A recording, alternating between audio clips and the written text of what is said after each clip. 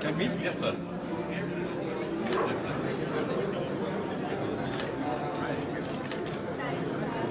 Come in front.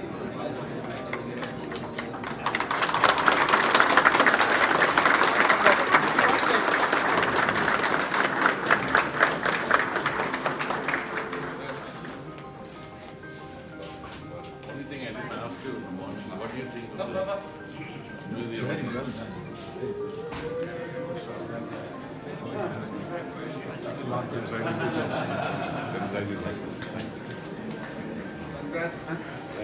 Finally. But congratulations. Extremely well. Lot of dedication.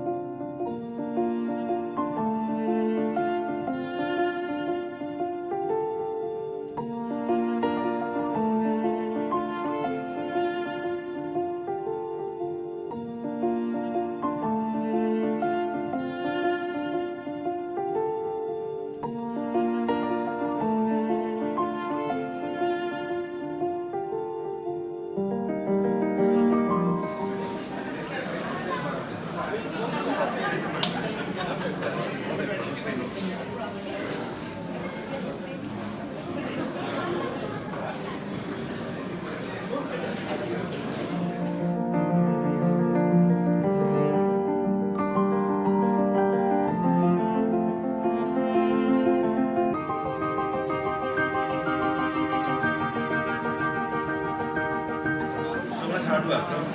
Finally done. So many years.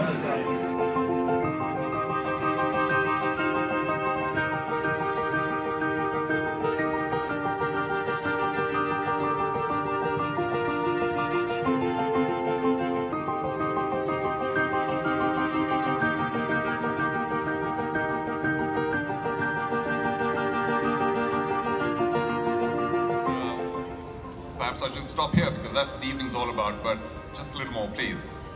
Also an author, and in 2012 came out with the Bible virtually for Indian paper money. Whose title is titled The Revised Standard Reference Guide to Indian Paper Money.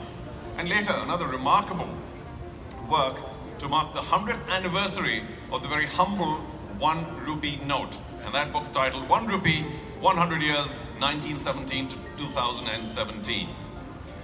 He actually presented me with a copy some years ago.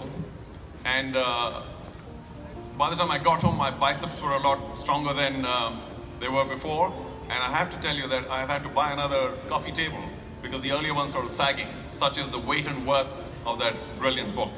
And as you can imagine, of course, he is the chairman of the International Banknote Society India Banknote Collectors Chapter, also recipient of the Literary Achievement Award from the IBNS, so a very celebrated author, ladies and gentlemen, as well as, of course, the prestigious Fred Phillipson Award. All these are related to his passion.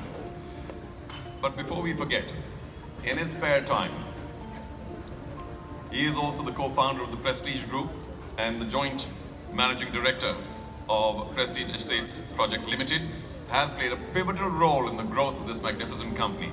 Well, what else to do but put our hands warmly together for Rezwan Razack.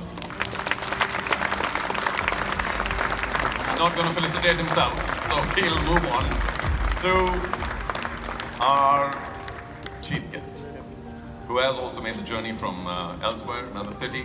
He has been here for a while. I'm sure he's appreciated what the museum's all about because it deals with a subject that he is altogether very, very familiar.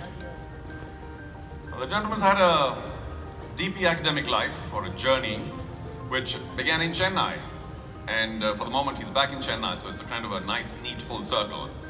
A PhD later at the University of Pennsylvania, UPenn, and then teaching at Wharton, UPenn, and New York. But this was one brain that actually came back, which was wonderful on his part, and all of us were truly grateful, are truly grateful, because he returned to India to first teach at Loyola in Chennai, his own city, then the University of Rajasthan, and for 15 long years, the Indian Institute of Management in Ahmedabad, which is quite an institution.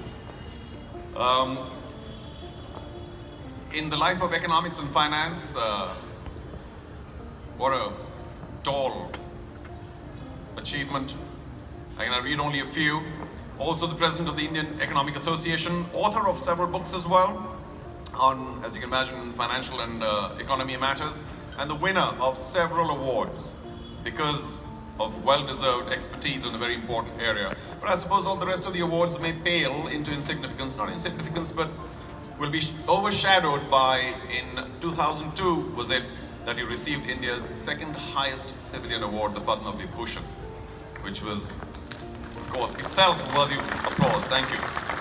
But most of us will remember him as the man who was at the helm of affairs during a very important phase of our country, which can loosely all be combined to say, you remember the phrase liberalization and globalization. So you also know the phase of time or the period that I'm talking about. But within that, there was the deregulation of the interest rates, the strengthening of the banking system, the market-determined exchange rate, and the rupee convertibility on current account. All giant steps for the Indian economy. And this gentleman, of course, was in charge of all of this as the hugely respected governor of the Reserve Bank of India from 1992 to 1997. A man who knows at least a thing or two about currency and about everything else that makes the world go round. Ladies and gentlemen, do put your hands together for our chief guest tonight, Dr. C. Rangarajan. Thank you so much, sir, for making the journey.